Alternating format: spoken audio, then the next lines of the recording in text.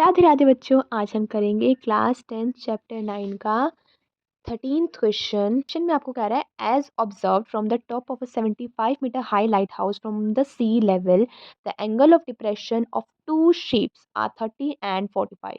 तो क्वेश्चन में कह रहा है 75 मीटर हाई लाइट हाउस है, उसके टॉप से एंगल ऑफ डिप्रेशन बन रहा है। कहाँ बन रहा है? दो शिप्स में। आगे लाइन पढ़ो।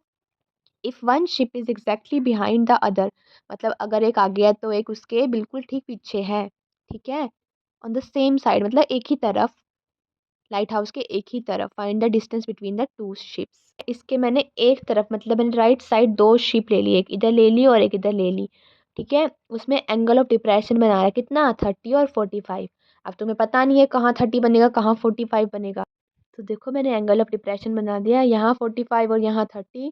क्योंकि कोई भी आपके पास वर्टिकल पोल हो, बिल्डिंग हो, लाइट हाउस हो, हमेशा उसके साथ जो एंगल बनता है ना बेटा, वो बड़ा होता है। तो 30 छोटा था तो वो पीछे बनेगा, और 45 बड़ा था तो वो इसलिए आगे बना है। और डिप्रेशन बना है, डिप्रेशन में एंगल्स आपके ऊपर साइड भी बनते हैं। तो ये भी 30 और यहाँ से ये यहाँ तक 45। ठीक है, हमें शिप की दूरी निकालनी है, मतलब सी से लेके डी तक हमें फाइंड करना है। सबसे पहले मैं ट्रायंगल लूँगी ABC, उसके बाद ट्रायंगल लूँगी बेटा ABD। क्यों? क्योंकि हमारे पास छोटे ABC ट्रायंगल के अंदर बिल्डिंग भी आ रही है और ज़मीन भी आ रही है। ABD के अंदर भी लाइट हाउस भी आ रहा है और ज़मीन भी आ रही है। कोई कोई बच्चा कहेगा ACD भी तो ले सकते हैं। बेटा उसके अंदर ना आपके पास वर्टिकल सीधी आपके पास लाइट हाउस नहीं है। ठीक है, इस ट्रायंगल के अंदर ये टेढ़ा बना हुआ है बेटा, सीधी लाइन नहीं है, इसीलिए ये वाला ट्रायंगल नहीं लेंगे। एक ये वाला लेंगे और एक पूरा लेंगे। देखो बेटा, पहले मैंने ABC ट्रायंगल ले लिया। ABC में परपेंडिकुलर 75 है और बेस को मैंने x मान लिया। थीटा 45 था, मैंने सॉल्व करके x की वैल्यू निकाल दी। फिर मैंने बड़ा वाला ट्रायंगल लिया है ABD।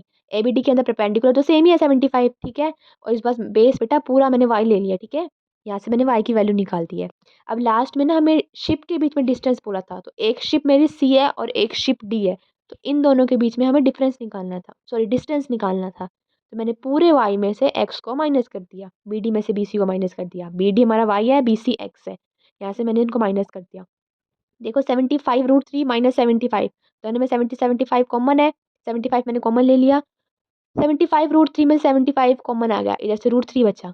75 में से 75 कॉमन ले लिया तो बेटा 1 बचा, कॉमन में 1 बचता है। ठीक है, 0 मत लिख देना। तो डिस्टेंस बिटवीन टू शिप्स क्या आ गया हमारे पास?